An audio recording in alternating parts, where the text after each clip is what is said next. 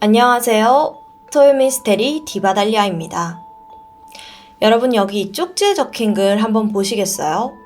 분명 뭔가 빼곡하게 적혀 있긴 한데 해석할 수가 없죠. 무슨 말인지조차 감이 오질 않습니다. 이 쪽지는 어떤 살인 피해자의 바지 주머니 속에서 나온 건데 이걸 발견한 미국 FBI조차 20년이 넘게 흐른 지금까지 암호해독에 실패했죠. 오늘 토미에서 이 암호에 얽힌 이야기를 소개해보고자 합니다. 그럼 바로 시작해볼게요. 1999년 6월 25일 오후 5시 미국 미주리주 세인트 루이스의 한 병원 응급실에는 어떤 남성이 다짜고짜 도움을 요청했습니다. 도와주세요!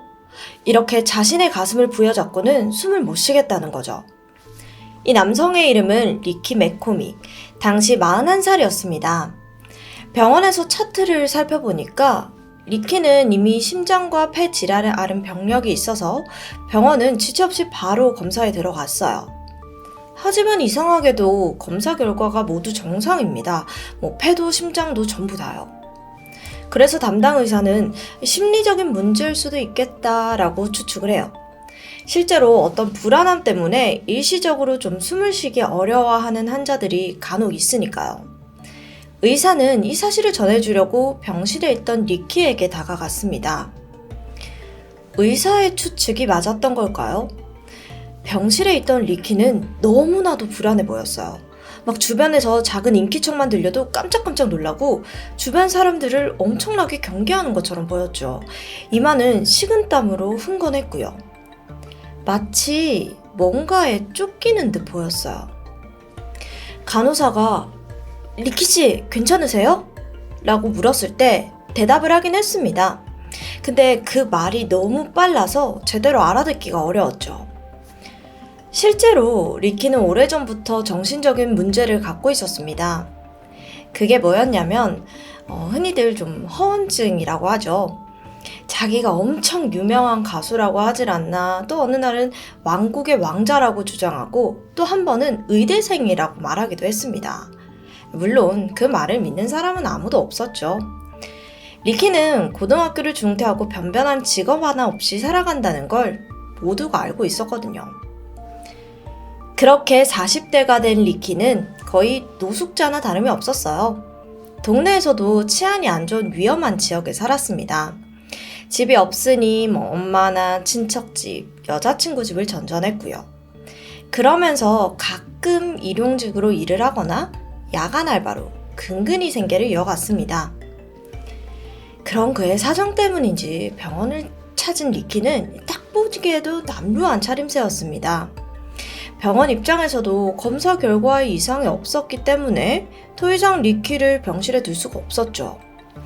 리키는 퇴원을 해야 하는데 병원 간호사에게 저 딱 하루만 더 있으면 안 될까요? 라며 간청합니다. 하지만 리키의 사정이 아무리 딱해도 병원이 그의 편의를 봐줄 수는 없잖아요. 그래서 간호사가 어쩔 수 없다는 듯 퇴원 서류를 쥐어준 뒤 자리를 떴습니다. 한 15분 뒤 그녀가 다시 병실을 찾았는데 맨 아래 서명란에 이름을 쓴 거 외에는 아무것도 적혀있지 않은 거예요. 간호사는 깨닫게 됩니다. 리키가 글을 읽을 줄도 쓸 줄도 모른다는 문맹이라는 사실을요. 갑자기 미안한 마음이 들어가지고 친절히 그의 서류 작성을 도와주게 되죠. 리키는 그런 간호사에게 연신 고맙다고 인사를 건넸습니다. 그러면서도 몸을 계속 이렇게 떨면서 불안해 보이는 모습이었어요. 남루한 옷차림에 삐쩍 마른 몸. 간호사는 어쩐지 그에게 동정심이 느껴지는 거예요.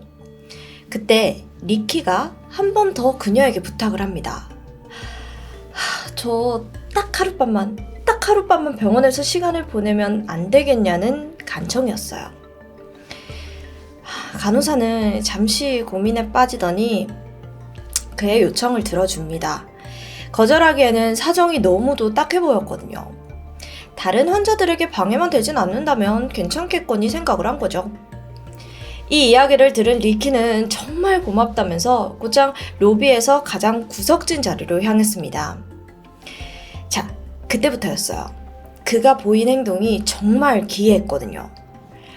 의자에 앉아서 눈을 부릅뜬 채 병원 입구를 노려보기 시작한 겁니다. 이 기이한 행동은 몇 시간이고 계속되었어요. 다음날 아침 오전 11시까지요. 무려 18시간 동안 그러고 있었던 거예요. 낮근무를 하러 온 간호사가 리키에게 저 도움이 필요하냐며 이렇게 말을 건넸지만 응답은 없었습니다. 그는 여전히 미동도 없이 병원 입구만 바라볼 뿐이었죠. 잠시 후 리키가 천천히 몸을 일으켰고 그리고 입구로 걸음을 옮겼습니다. 그가 향한 곳은 근처 공중전화였는데 어딘가로 전화를 겁니다. 바로 여자친구 샌디였죠.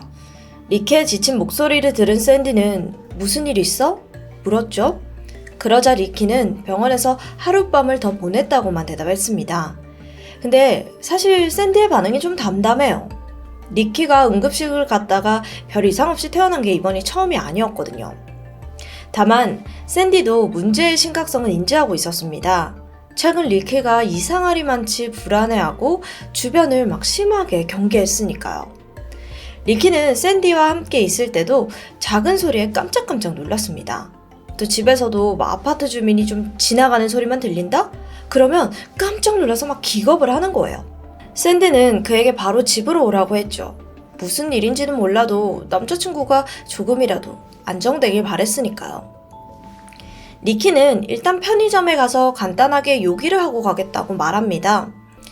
하지만 하루가 지나도 리키가 오질 않습니다. 혹시나 병원에 갔나 싶어서 주변 병원들을 수소문했지만 그가 방문하는 적은 없었고요.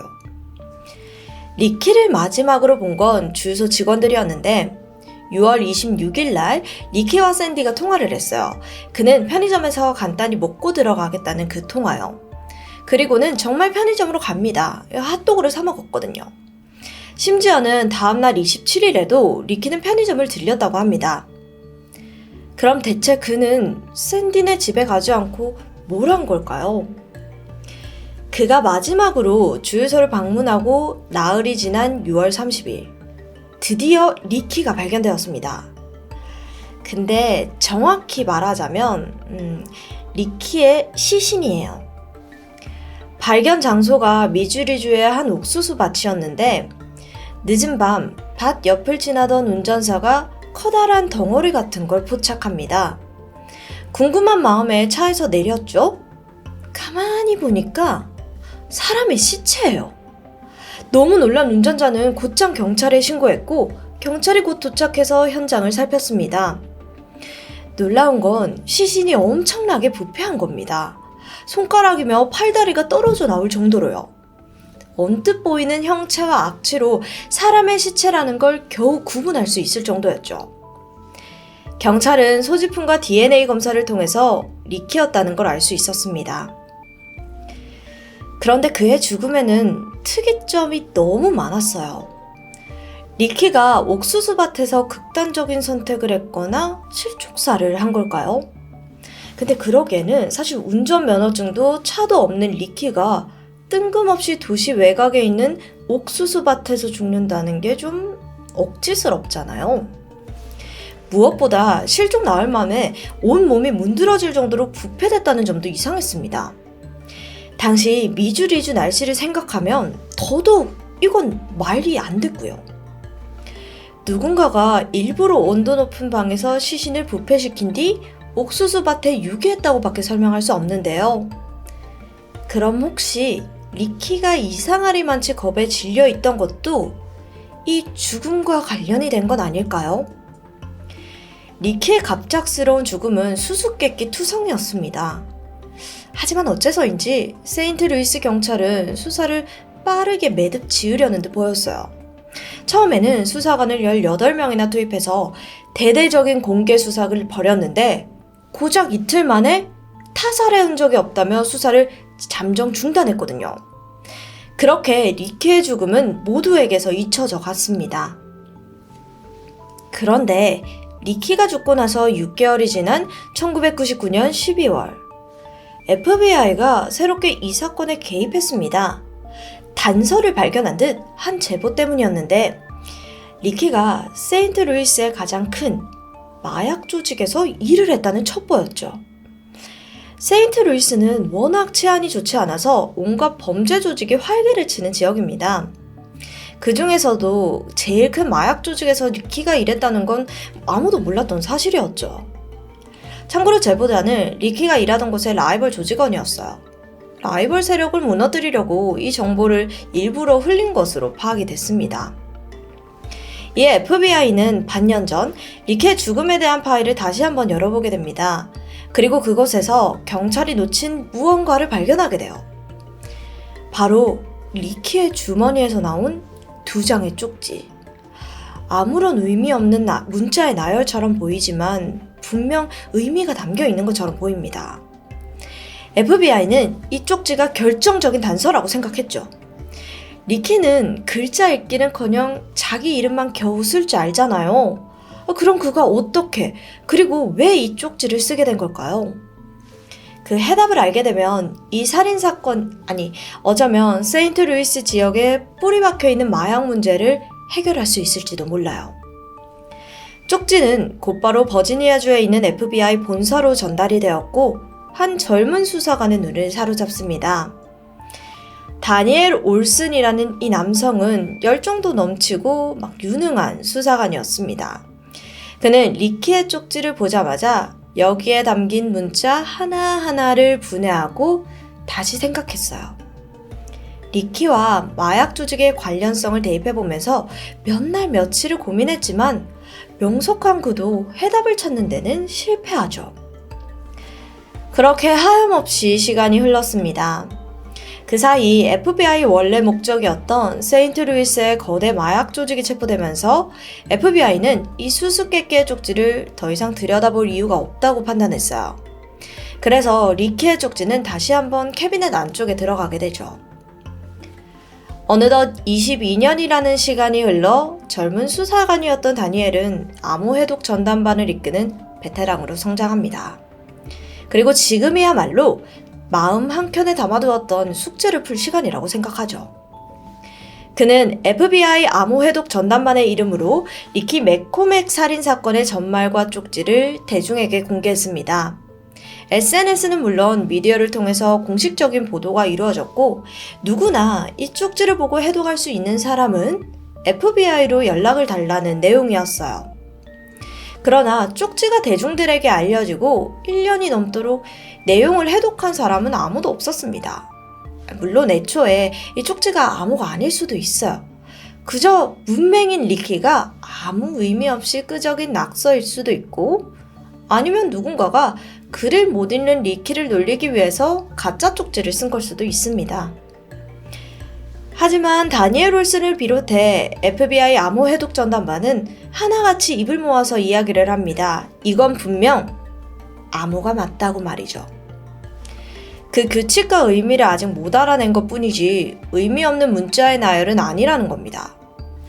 이 쪽지에 담긴 의미만 밝혀낸다면 리키가 그토록 두려워하던 그 존재가 대체 뭐였는지, 왜 그런 끔찍한 죽음을 당했는지 알게 되지 않을까요? 미국에서는 이런 비슷한 암호 사건이 또 있었습니다. 미국판 살인의 추억이라 불리는 사건이었는데요. 이 사건에서 살인자가 남긴 암호가 있어요. 경찰, CIA, FBI, 해군 정보부 등 전문가들이 총동원되었지만 암호는 풀리지 않았죠. 그런데 무려 51년 만에 풀렸다고 합니다. 바로 신문에 낸 암호를 보고 한 교사 부부가 암호 해독 실마리를 제공하면서였는데요.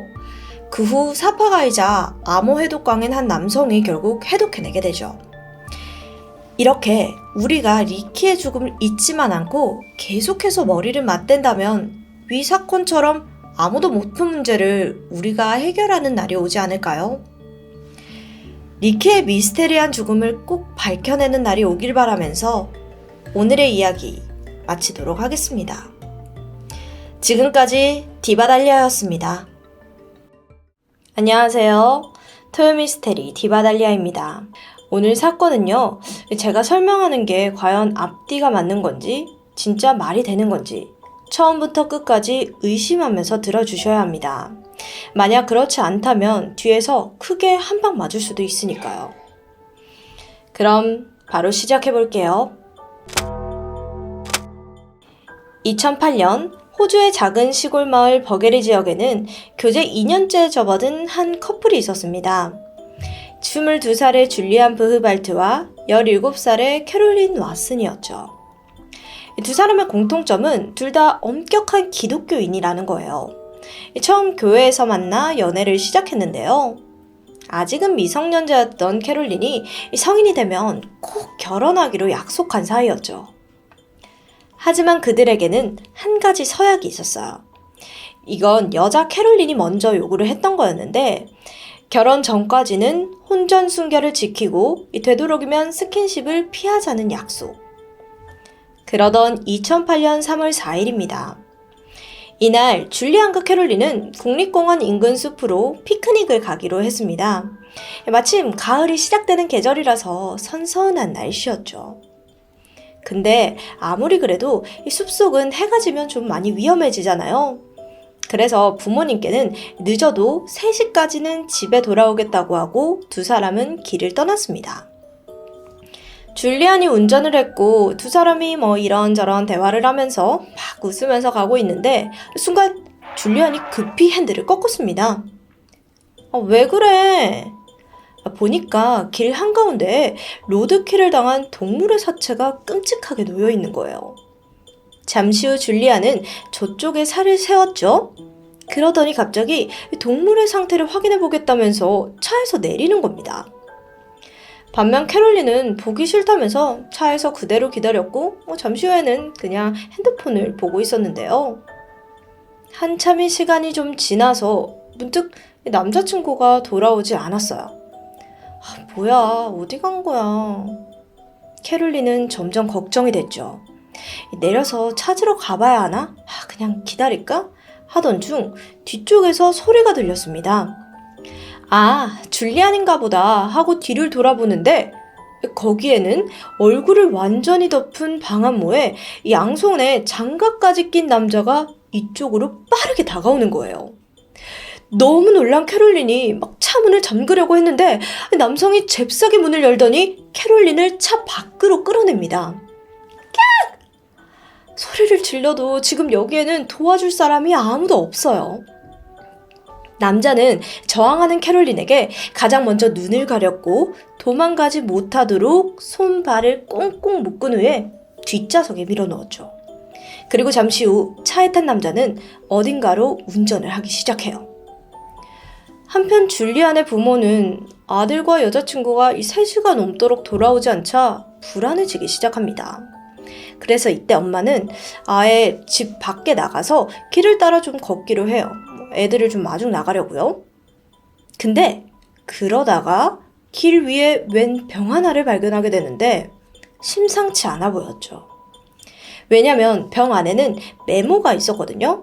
호기심이 들어서 그 메모를 꺼내서는 읽어보는데 순간 표정이 싹 굳어집니다. 그 내용을 보면 줄리안과 캐롤린은 나중에 돌려보낼 테니까 다른 사람들에게는 놀러 갔다 말하세요. 만약 경찰에게 신고를 하잖아? 여자아이? 불질러서 산채로 죽여버리고 남자아이는 신에게 희생제물로 바칠 거예요. 아니, 갑자기 이게 무슨 일이에요? 희생제물이라뇨. 그녀는 곧장 경찰에 신고를 해요. 경찰은 수상한 메모를 보고 이게 뭔가 기독교인을 적으로 대하는, 악마를 숭배하는 그런 종교 집단이 관여되어서 두 사람을 납치한 거라 추측했습니다. 특히나 메모에는 기호 같은 게 그려져 있어서 이걸 좀 조사를 해봤거든요. 보니까 이건 9천사의 명령이라고 불리는 사탄 숭배 그룹의 기호라는 것도 밝혀집니다. 경찰은 이게 보통 사건이 아니라고 판단을 했어요. 게다가 재물 어쩌고 저쩌고 그러니까 두 사람의 안전이 너무도 위험할 수 있는 거잖아요. 즉각 경찰의 대대적인 수색이 시작되었죠. 한편 캐롤린을 공격한 의문의 남성. 그는 몇 시간을 차로 달리더니 드디어 멈춰 섰습니다. 그러더니 차에서 캐롤린을 끌어내서는 갑자기 칼로 그녀의 옷을 갈기갈기 찢는 거예요. 잠시 후에는 한쪽에서 땅을 파기 시작하는 겁니다. 이때 캐롤린은 막 식은땀이 났어요. 이 남자가 땅을 다 파고 나면 분명 날 성폭행하고 이 땅에 묻어버리겠지? 헌데 이 온몸이 묶여서 도망갈 수도 없는 상황이에요. 결국 캐롤린은 울부짖으면서 하나님께 막 살려달라고 기도하기 시작합니다. 잠시 후에 몇 분이 지났는데 순간 아무런 소리가 들리지 않아요. 이때 캐롤린은 이 남자가 잠깐 자리를 비웠다고 생각해요. 지금이야말로 기회잖아요. 그래서 가까스로 몸을 일으키고 막 도주해보려고 몸부림을 쳤습니다. 빨리 도망가야 돼, 빨리 도망가야 돼. 그런데 이때 캐롤린! 캐롤린! 목소리가 들렸습니다. 익숙한 목소리예요. 바로 남자친구 줄리안이었는데요. 그는 저쪽에서 달려오고 있었죠. 그 또한 손이 묶여 있었고 심지어는 나체 상태였습니다. 순간 캐롤린의 머릿속에는 줄리안도 납치를 당했구나 라고 생각을 해요. 그래도 이렇게라도 만나게 되니까 정말 다행인 거죠. 줄리안은 주변에 있던 칼로 캐롤린을 풀어줬고 이때 괜찮다면서 그녀를 진정시켜줬습니다. 아무래도 자신들이 광신도 종교 집단에 납치된 것 같다고 말을 했죠. 줄리안은 이 남자가 또 언제 돌아올지 모르니까 일단 빨리 도망가자고 소리쳤습니다. 그러면서 그 남자가 남겨놓은 침낭과 음식물을 챙긴 후 서둘러 그곳을 빠져나왔고요. 그렇게 한참을 달렸죠. 근데 여기가 도무지 어딘지 이게 알 수가 없어요. 컴컴한 어둠뿐이고 보이는 건 나무와 풀뿐이니까요. 이때 여유가 생긴 두 사람은 대화를 나누게 됩니다. 줄리아는 자신의 상황을 설명해요. 아까 길가에 죽은 동물들을 보러 갔을 때 뒤에서 누군가가 머리를 공격했고 깨어나 보니 발가벗고 손이 묶인 채 숲속에 있었다는 겁니다. 막 방황하던 차에 마침 캐롤린이 보였고요. 하여튼 두 사람은 이제 집에 갈 방법을 찾아야 하잖아요. 그런데 여기서 날씨와 옷이 문제였습니다. 일단 산에 있는 숲속은 밤이 되면 기온이 훅 떨어집니다. 너무 추워요. 게다가 줄리아는 나체 상태고 캐롤린도 옷이 다 갈기갈기 찢겨져 있고요. 두 사람이 추위에 떨던 중 줄리안이 먼저 말을 합니다. 차라리 침낭에 들어가 있을까? 아까 그 의문의 남자가 남겨놓은 침낭을 가져왔잖아요. 그래서 두 사람은 결국 안에 들어가서 서로의 체온을 맞대면서 그 추위를 견디게 되죠. 그렇게 알몸 상태로 그날 밤을 보내게 돼요. 날이 밝았고 또다시 숲을 헤매기 시작합니다. 그나마 가진 소량의 음식을 아껴 먹으면서 계속해서 길을 찾았죠. 근데 가도 도로가 안 나오고 정말 답답한 상황이에요. 얼마 안가 줄리안이 딱 하고 멈춰서더니 비장하게 대화를 시도합니다. 캐롤린, 우리 성관계 할래? 아니, 이게 갑자기 무슨 소리죠? 줄리안의 논리는 이렇습니다. 이러다가 우리가 죽을 수도 있으니 그러기 전에 우리가 성관계를 하는 게 하나님 눈에 더 좋아 보일 것 같은데? 라고요. 갑자기 좀 당황스러운데요. 물론 캐롤린은 펄쩍 뛰었습니다. 혼전서약을 맺었고 또 이럴수록 하나님이 도와줄 거라면서 믿어야 한다며 거부해요. 그러자 줄리안이 한 발 더 나아갑니다. 그냥 여기서 내가 지금 청혼할 테니까 바로 결혼하고 우리 그냥 성관계 하자. 이러는 거예요. 이 제안은 하루 종일 계속되었습니다. 막 헤매다가 또 쉴 때는 죽을지 모르지 성관계 하자는 거예요. 어쨌든 두 사람은 끝내 길을 찾지 못했고 또다시 어두운 밤이 되고 말았습니다. 기온이 점점 내려가잖아요. 그러자 줄리안이 또 말해요. 이대로라면 얼어 죽을 수 있으니까 그냥 우리 성관계를 해서 그냥 좀 몸을 따뜻하게 하자. 미치겠죠. 정말 끈질긴 요청입니다. 생사가 오고 가는 상황에서 머릿속엔 오직 성관계만 있는 듯 했어요. 반면 캐롤린은 지금 그냥 살아서 집에 가는 것만 생각하자면서 끝까지 그를 달랬고요. 한편 두 사람을 수색하던 경찰은 납치와 관련된 그 어떠한 흔적도 발견하지 못했습니다. 그러자 두 사람이 살아있긴 좀 힘들 거라고 생각했죠. 먹을 것도 없이 심한 일교차에 야생동물까지 있는 험한 숲속이잖아요. 거기서 며칠간 생존하기란 이건 정말 결코 쉽지 않거든요. 그렇게 수색은 길어졌고 드디어 7일차 놀라운 소식이 전해졌습니다. 집에서 300km 정도 떨어진 알파인 국립공원을 지나던 한 농부가 도로에 있던 줄리안과 캐롤린을 발견한 겁니다.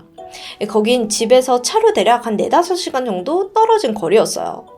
발견 당시 그들은 햇볕에 심한 화상을 입었고 게다가 맨몸으로 산속을 다니느라 몸 이곳저곳에는 막 상처가 나 있었죠. 그래도 이렇게라도 발견된 게 정말 다행인 겁니다. 경찰은 곧장 둘을 병원으로 옮겼고 다행히도 7일이라는 납치 기간에 비해 심한 상처나 부상은 보이지 않았습니다. 자, 이제 경찰은 납치범을 검거하기 위해 두 사람을 인터뷰하기 시작합니다. 줄리안이 말하길 사이비 사탄단체가 자신들을 납치했지만 다행히도 탈출했다고 진술을 했어요. 그래서 이걸 토대로 경찰은 처음 납치된 장소와 마지막으로 묶여있던 장소가 어딘지 파악하게 됩니다. 범인이 있던 곳이니까 중요한 정보가 남아있겠죠. 해당 위치를 찾아낸 경찰은 감식반과 함께 주변에 있는 모든 물건들을 회수했고 분석에 들어가기 시작합니다. 그런데 이상해요. 특이한 흔적이나 누군가의 DNA가 전혀 없어요. 대신 그 모든 곳에 줄리안의 DNA가 발견된 겁니다. 예를 들어서 이 범인이 남기고 간 장갑에서조차 줄리안의 DNA가 발견된 거예요. 어라? 이거 좀 이상한데? 경찰은 줄리안을 조심히 구슬리기 시작합니다. 범인의 증거가 하나도 없는데 오직 네 흔적만 남아있다라고요. 그러자 줄리안은 눈빛이 막 흔들리기 시작해요. 경찰은 더 강도 높은 신문을 진행했고 그제서야 줄리안은 모든 진실을 털어놓게 됩니다. 이건 모든 게 싹 다 자작극이었어요. 길거리 동물 사체 미리 준비해둔 거고요. 거기에 새로운 옷과 장갑, 방한모를 쓰고 여자친구를 납치했던 겁니다. 또 집 앞에 협박 메모도 사이비 집단이 납치한 것처럼 꾸미려고 다 남겨둔 거고요. 앞서 캐롤린이 결박해서 막 옷 찢고 땅에 구덩이를 판 것도 다 자기 자신입니다. 그리고 나선 얼른 가서 막 지도 옷 벗고 막 줄 묶은 채 나타난 거죠. 숲속에서 헤맬 때를 대비해서 미리 침낭과 먹을 것까지 준비한 건데요. 모든 걸 자신이 계획하고 사전에 맞춰놓았던 겁니다. 미친놈 아닌가요? 아니, 그럼 진짜 그 목적이 있을 거 아니에요. 목적은 무엇일까요? 줄리안이 말하길 이런 식으로 자신과 캐롤린이 조금 더 가까워지길 바랬대요. 그러니까 캐롤린이 자기를 전적으로 의지하게 만들 목적이었다는 아주 황당한 답변을 하기도 했죠. 근데 여기서 경찰은 의문이 들었어요. 아니, 그래, 그럼 가까워진다는 건 뭐를 의미하는 걸까? 아시다시피 진실은 달랐습니다. 캐롤린이 결혼 전에는 절대 성관계를 갖지 않겠다며 혼전 순결을 고집했잖아요. 그래서 둘 다 맨몸으로 무섭고 추운 날에 둘이 함께 있으면 자연스럽게 성관계를 가질 수 있을 거라 생각했대요. 아, 정말. 아니, 그럼 지난 7일간 길을 잃고 막 헤맨 건요? 알고 보니까 사실 줄리안에게는 국립공원 지도가 있었습니다. 그래서 나가는 법을 알아요. 근데 캐롤린이 다 포기하고 그래 성관계 하자 할 때까지 일부러 뺑뺑이를 돌린 겁니다. 이 와중에도 캐롤린은 끝까지 단호했습니다. 절대적으로 성관계를 거부했어요. 그러자 지쳐버린 줄리안이 모든 걸 포기하고 7일 만에 숲을 빠져나왔다는 전말. 이게 얼마나 심각한 범죄인지 전혀 모르는 눈치죠. 이듬해 2009년 8월 줄리안은 납치와 거짓 진술 혐의로 재판에 회부되었습니다. 하지만 또다시 놀라운 일이 발생했어요. 보석금을 내고 집에서 재판을 기다리던 줄리안이 재판에 출석하지 않은 거예요. 경찰이 체포하려고 집에 갔지만 집은 이미 비어 있었고요. 도주한 겁니다. 줄리아는 머리를 염색하고 피부를 약간 어둡게 인도인처럼 변장하고는 위조 여권을 만들어서 몰래 호주를 출국했습니다. 떠난 거예요. 그리고는 독일로 향했죠.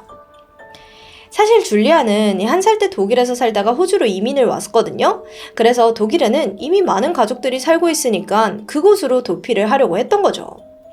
이것도 원래 호주 정부는 출국 사실조차는 몰랐습니다. 근데 중간 기착지인 싱가폴 입국 관리국에서 아니 인도인이 파란 눈에다가 말도 제대로 하지 못하니까 수상함에 입국 거부를 했습니다. 그 결과 다시 호주로 송환되었는데 바로 이때 상황을 알게 된 경찰에 의해 체포가 된 거죠.